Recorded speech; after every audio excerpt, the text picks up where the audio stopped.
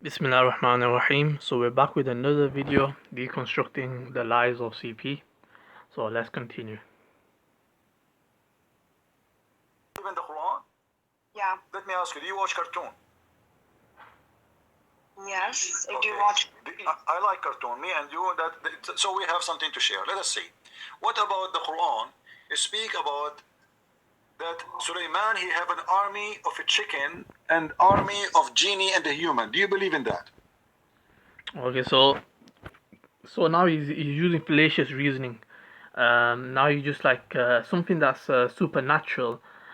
He's characterizing it as a cartoon. If he's going to do that, we can do the same thing with the Bible. So welcome to that as well. I'll show you some examples in the Bible where if he wants to play that same game of cartoons and try to compare that to cartoons, to fiction, then we can do the same thing. Like I said, these are supernatural events, so they're not impossible. And also, he mentioned just now, he mentioned chicken. In the verse, it doesn't mention chicken. It just says birds. So it can be chickens, but it doesn't mention chickens. So he's trying to misrepresent the verse itself. He's trying to make it humorous, you know.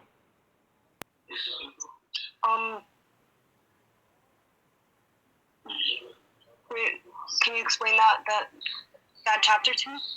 If you go in chapter 27,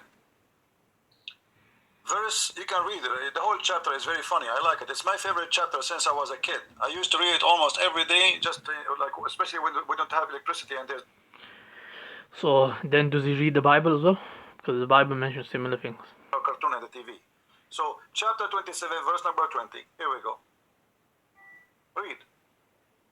You will see it says the following. Your prophet Sulaiman, and supposedly he's a Muslim prophet like your Muhammad. Muhammad is talking about him. Allah is talking about him now. And it says, and before Sulaiman or Solomon were marshaled his host of jinn and men and birds, and they were all kept in order and ranks. Like, ooh, ah, 1, 2, 1, 2, chicken, genie, human army. He have a 3 army. 1 of genie, 1 of men, and 1 of birds. What do you say? This is Quran. Are you going to say to me the Quran is a lie too? You don't believe it? Okay, so like I said, these are supernatural events. So has God, like if God possesses the attribute of power, has he got the power to make creatures subservient to another creature? The answer would be yes, of course. What's stopping the creator from doing this when he has created the creation himself? So if he's created humans, he's created jinns, he has created birds. So can he make the birds and the jinns all subservient and basically listen to Prophet Sulaiman alayhi salam, to listen to the Prophet Solomon? Is God able to do this? We say, of course he can, and it's not outside of the power of God. And even CP himself, he believes that God can do anything. So it's fallacious. He's trying to. I don't know why he's using this argument. It's fallacious reasoning.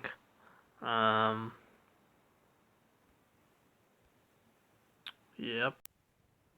So if I was debating, if I was debating him, then I would simply say that this is a miracle from God, and that's it. Full stop. It doesn't need more explanation than that. But let's continue watching the video.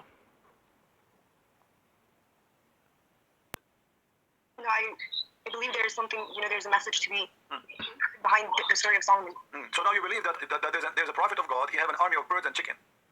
Well, you know that Allah subhanahu wa ta'ala did say that he doesn't shy away from using. What the point? What I will do with the army of a chicken? And look, do you know the leader of the army of the chicken, who is he?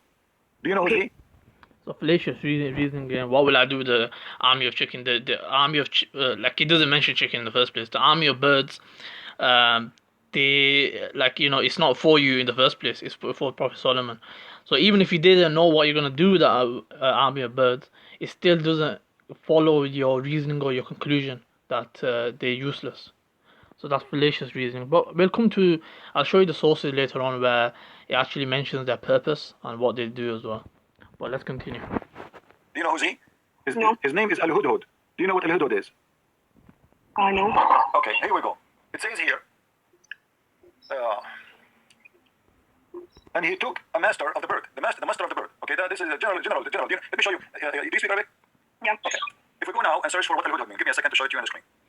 Okay.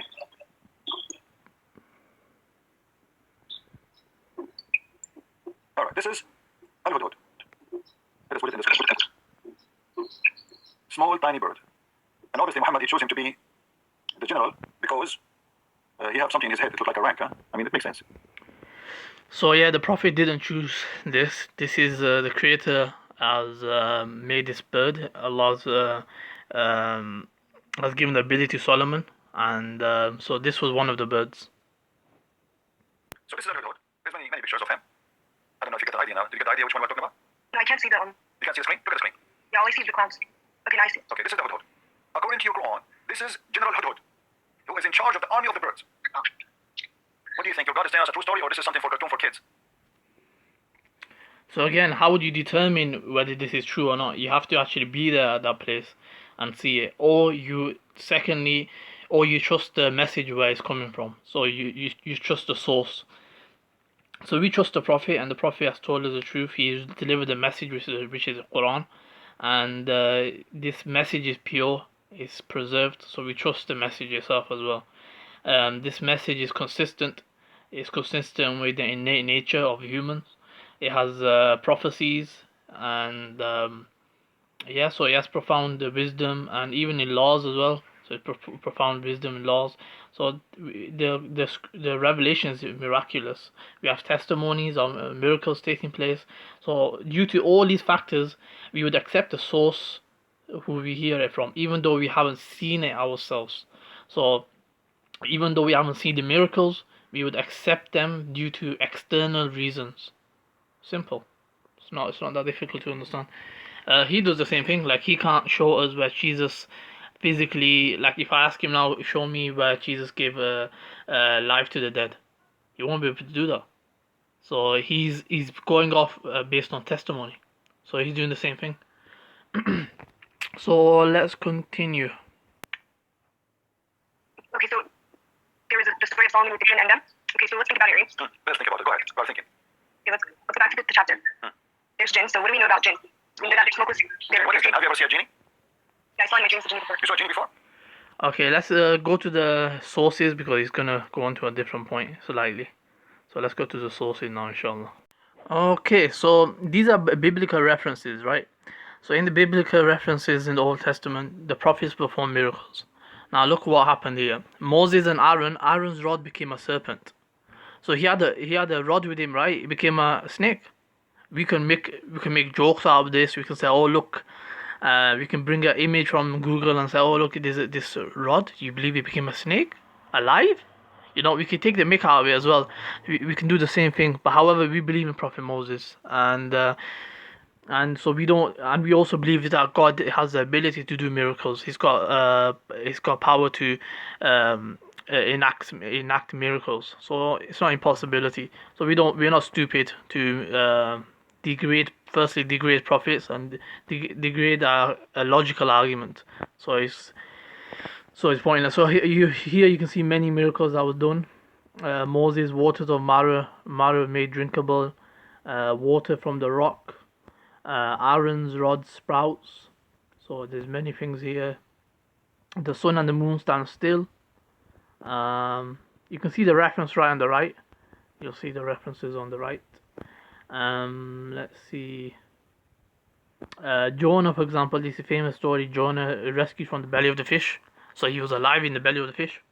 So again, it's a miracle. It's not impossibility. So hence, if we believe in God, if we believe He's got power, it follows logically that He can do miracles. So I don't know why would an individual just laugh at miracles, especially when similar ones are in the Bible. So if you're laughing at Solomon being able to control birds, if you're laughing at that, right? You got to talk about how did the stick become a snake? You want to laugh at that? You want to laugh at your own God? So it's hypocrisy that he's employing. So you can see all these references here. Okay, let's go to the next point. So here the Quranic verse actually mentions the purpose of the bird itself. What was the purpose of it? What is it? Is it to fight an army? It's not impossibility as well. If God wants, He can multiply birds, or give the birds power to attack. So again, it's not an impossibility. However, the purpose of the bird, if you look in Surah 27, verse 20 onwards, you'll find the purpose of the bird is told here. He has found a woman ruling over them, so he was observing. So he's basically observing people, um, and also delivering letters as well. So that was another purpose as well. So you can deliver letters. You can also spy. So that's the purpose. So here the bird um, actually speaks here. He says, he says, I found a woman ruling over them, and she has been given of everything she needs, and she has a great throne. I have found her and the people prostrating to the sun instead of Allah, and Satan has beautified their deeds for them, and has prevented them from the way, so they do not take the right path. So yeah, so he was observing. So that was the purpose of the bird. Okay, let's continue. In my dream, though. In your gym? In my dream. On your dream? I saw. You know, I have a friend. He saw a genie in his dream. It was his mother-in-law. I'm not sure what you saw yourself. What do you mean you saw a genie in your dream? What is the genie? What is genie?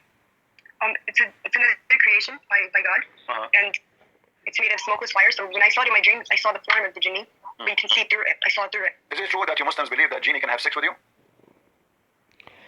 Again, this guy's like a perverted guy where he just mentions these kind of things to women, trying to trigger them or trying to, I don't know. Yeah, he's just a bit of a weird guy. You mentioned these kind of sexual things again and again and again and again.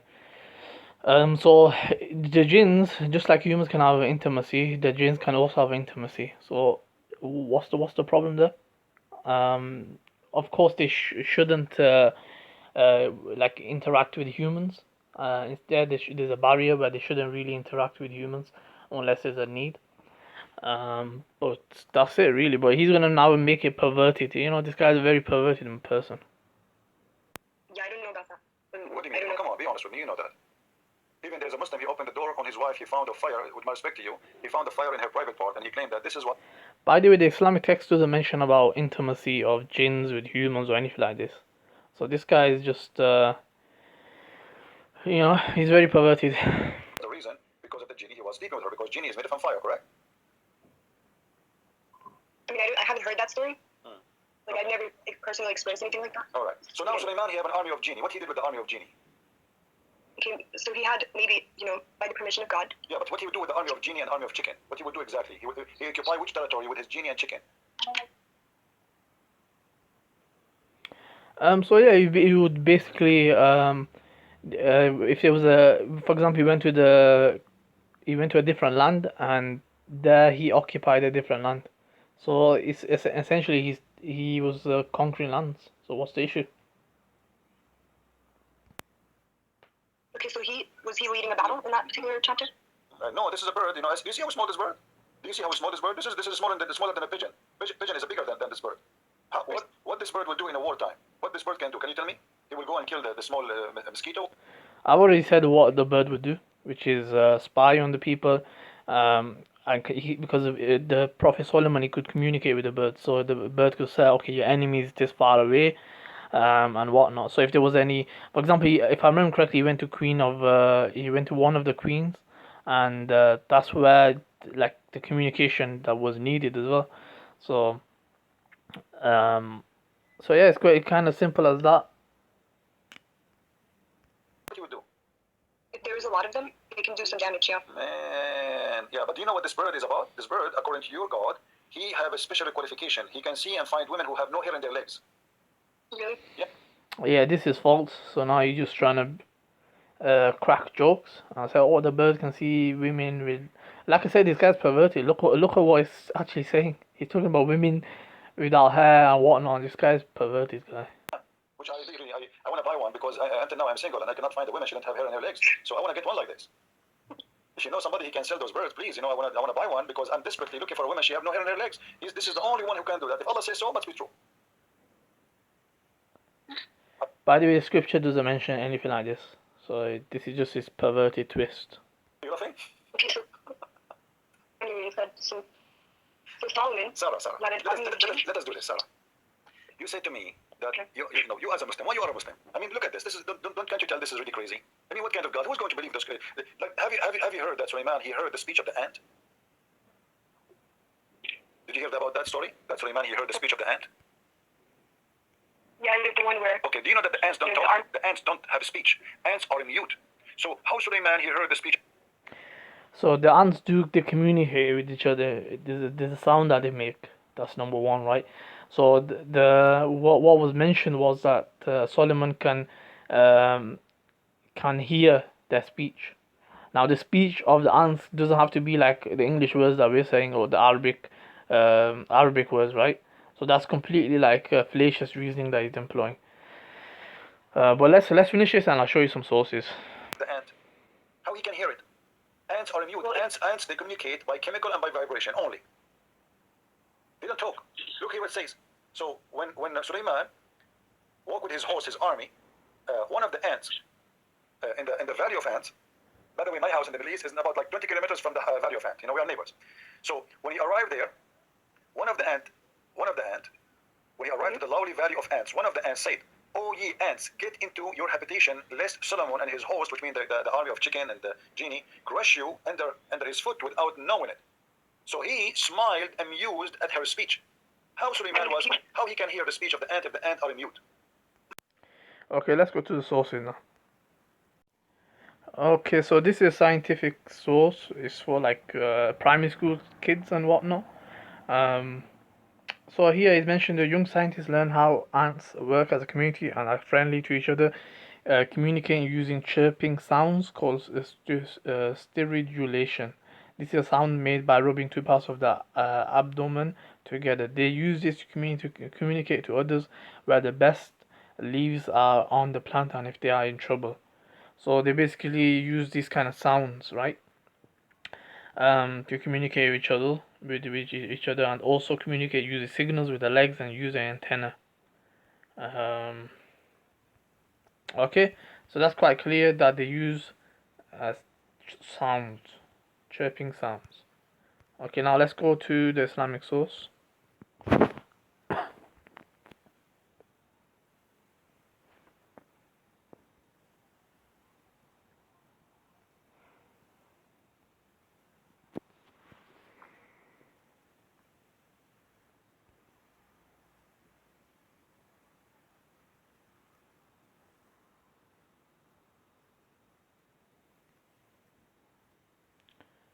So this is Islamic source where it mentions about the ants, and it says many scholars of Quranic commentary held that the ant actually spoke. Some even indicate that its speech was in its own form of audible communication, and that the Prophet Solomon was gifted to hear and understand this. So the Arabic word qawl is used in different ways in different contexts. The most apparent usage indicating a combination of letters that are spoken as either a single word or a sentence. It can also refer to speech in one's heart, a belief, an indication towards something, a genuine concern or meanings imparted through divine inspiration. Here it is clear that the ant spoke audibly because its speech was heard. This entails that speech is not only using human language, as the Quran clearly refers to other species, such as birds having their own language in Surah 27, verse 16. Rather, as Ibn al-Jawzi said, once the sound that the ant made was understood by Sulaiman salam, it was referred to as speech.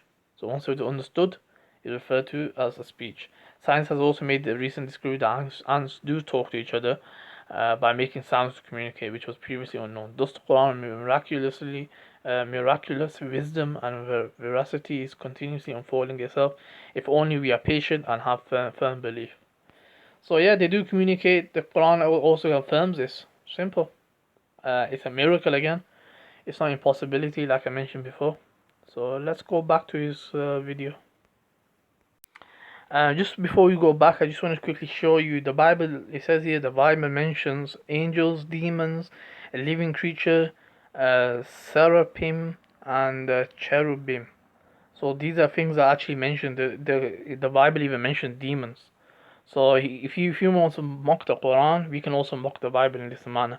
However, this is not a point of mocking. You know, it's not a point of mocking. It's simply demons exist. Okay, they exist. That's it. It's not like if you haven't seen it, you can't just mock it. You know, you have to be agnostic with it if you haven't seen it, or if you have a reason to believe, like we do as believers, then you mention that reason to others. So let me show you a couple of images of these creatures. So here I put the one of the words in, and you can see here it's been described as like a highest ranking celestial beings, and you can see images of it. So we can mock this as well, but we're not stupid. We can also mock this idea as well, which is mentioned in the Bible as well. But again, we're not foolish people to do so. Okay, let's proceed. Well, if God had to give him that ability. Do you know how many ants in the valley of ants? How he can hear only one ant? What is the secret behind that? The secret is God allowed them. I mean, only one ant spoke? There's like a million ant in there, and there's only one ant she spoke and she said, hide. What about the rest of the ants? What they said? Takbir? But I'm saying that, just like Isa, Jesus, he was given powers by God. So the same thing with Solomon's ability. Okay, why Isa have power by God, and his power about resurrecting people from death, making the blind see, but Sulaiman, he have a power of things nobody see. It's just fiction, obviously, like flying carpet. Sulaiman have a flying carpet can carry 600,000 chairs. You really... So that's a stupid point there. He said no one sees it, but his whole army seen it, or his whole army basically witnessed this kind of thing. So it's quite like this guy's foolish. He's making foolish points. Believe in flying carpets, Sarah? Be honest with me. You believe in flying carpet? A flying carpet? Yeah. No. You don't believe in flying carpet? What do you mean? I saw it in Alibaba. It's true. Well, I've never seen a carpet flying, so I don't. I saw it in the cartoon. It's true. As long as it's in the cartoon, it must be true. So are you saying to me that you will not believe in a flying carpet if I show it to you now, a cartoon? No. I mean, I'm really surprised. I thought cartoon is the best way to make you believe in something. Well, hold on. You just said that you don't believe in a flying carpet, but this is in the Quran. Yeah, but I'm saying that, Allah did tell us that some of the stories are metaphorical, or they're No, not. those are not metaphorical. This is about the flying carpet, and we can show you what even your prophet said about them. Just to clarify, these are not metaphorical. These are literal. Again, it's not impossibility for God. So, but the thing with him was he kind of portrayed it to her as though it's cartoons, and then obviously she's gonna say I don't believe in cartoons. But then if it's from the creator, of course she will accept it because, like you said, the creator speaks the truth. So she would accept it from the creator. She don't accept it from a cartoon channel, now is she? Nothing metaphorical. Chapter 21, verse number 81. If we go, just to show you I'm not making things up, I will go to the interpretation to show you what interpretation says. So you will see that Christian Prince, he has nothing to say from his own. Okay, let's go. All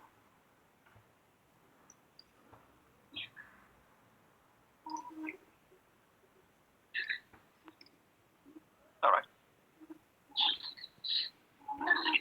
Here we go. And to Sulaiman, we subjected the wind strongly ragging means we subjected the strong wind to Sulaiman, he running from his command towards the land which he blessed, meaning the land of Asham. Okay, let us see what does that mean. And if everything, we are all know what Allah saying. He had a mat made of wood.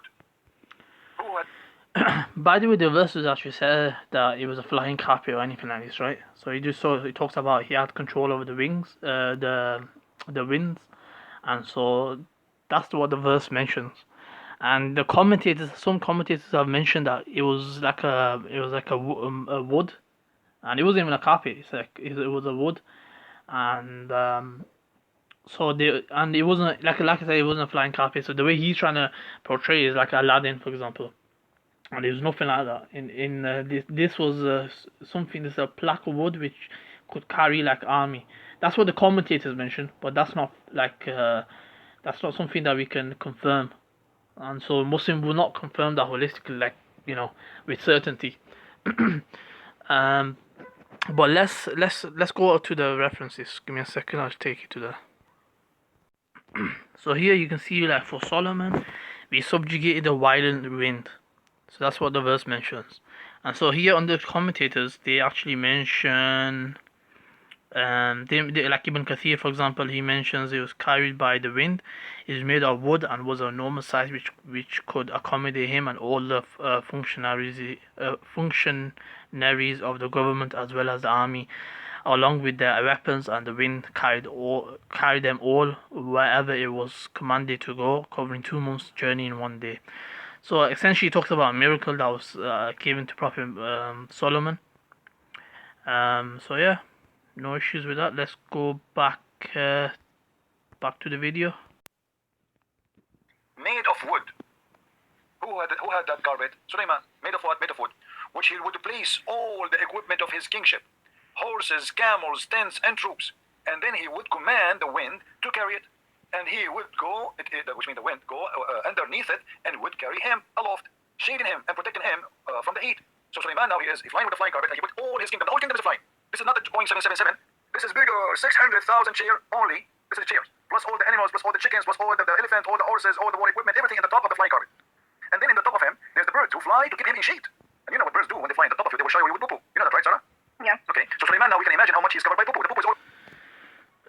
So this guy's a very disrespectful person. So the birds being on top doesn't mean that they have to poo in the same time. Like, you know, this is like he's making an argument from lack of evidence. He's making an argument. Nowhere is mentioned that the birds have they poop basically on top of the army, for example. So it doesn't mention anywhere like this, right? So he's making an argument from lack of evidence. He's assuming this was the case. So either you have to bring evidence. You can't just assume this is the case. We can just simply say that such a thing never happened. You know. So he's assuming such a case happened. God can also make the angels not relieve themselves in that position. They could do it later on. So again, this is fallacious reasoning that he's employing. So he's making an argument for lack of evidence. Over him, he had like a million birds in the top of him. So until he reached wherever he wanted to go in the land. So what your Quran teaching us, that Sulaiman, when you want to go, let us say from Jerusalem, you want to go to Los Angeles. What do you do? He says, the flying carpet come. The flying carpet come, and all his army jumped in the flying carpet, and they put the 600 chairs there, and they put all. It doesn't say about whistling, so he just whistled. So it doesn't say anything about whistling. So you could simply just intend it or will it, or he could make it come some other way. But the way he's trying to make it fictional as possible. Try to relate it to fiction as possible.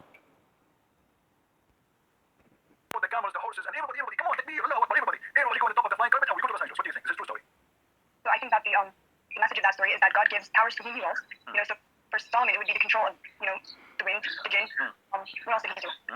So you really believe in the flying carpet? I remember just 5 minutes ago you told me you don't believe in the flying carpet. Now you are saying you believe in the flying carpet. Told you okay, so the message of it is that God gives powers to whom He wills. Yeah, but this is not power. This is flying carpet, my friend. This is not power. This is a flying carpet. What power? This is a flying carpet. You really believe in flying carpet? Do you believe that there is somebody who can fly with his kingdom?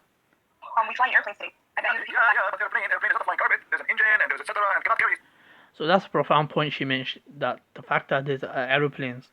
100 years ago, or like 1400 years ago, for example, not 100 years ago, 1400 years ago, people would not believe in aeroplanes. They would actually say this is a lie. They would mock it. The way he's mocking Solomon's having control over the winds and etc. People will mock the aeroplane. So what she's trying to say, look, humans have basically built this. If they can use airplanes and people will mock the same thing, can't God create something? If humans can create something that can fly, right, can't God also create something? The creator of humans. Of course he can. So it's fallacious reasoning again. 600,000 chairs. 600,000 chairs is bigger than a city. Yeah, but we're capable of building an airplane, and no one knew that before. Hold on, but there's a huge difference between this and that. This is a flying carpet. You ordered by order. Hey, flying carpet. The flying carpet carry you, and all the kingdom is carried. This can't be true. Why the Jews? Why the book of the Jews? The Bible did not mention the flying carpet of Sulaiman. I mean, why they are hiding? What do you think? Do you think the Jews they saw it in auction? They cut it apart and they sold it. Why the Jews in their holy book did not tell us about the carpet of Sulaiman? Is it in there? Have you read the Torah? Well, not in the Torah, but I can find you where Muhammad got the stories from. There's a book I advise you to read. It's called The Legions of the Jews. Or you can go and get my books from Amazon. Go to Amazon.com, or if you live in Europe like Amazon, Germany, etc., and you can get. The Prophet didn't get it anywhere. So this guy is trying to advertise his books now. My books, you will see where Muhammad is getting those stories.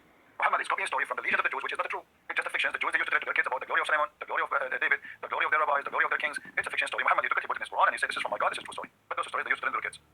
Yeah, but you know, some people that. Yeah, but obviously, this is like, as an example, in the Quran, there's a story about the 7 sleepers in chapter 18. So he's now going to go on to the point of 7 sleepers. We'll come back to that. We'll come to that in the next video, inshallah. Let me quickly show you something before you guys go. So interesting enough, in 1 Kings 10 in the Bible, it mentions about Prophet Solomon. Talks about his kingdom, etc. So let's go. It says King Solomon. So he says here, look. He says he has 12 lions stood on the 6 steps, one at either end of each step. So it talks about lions. So it talks about animals, lions, for example, which normally kill humans. He actually talks about he has control over them. This part here, he has one in each side. End of the step, nothing like it had ever been made for any other kingdom.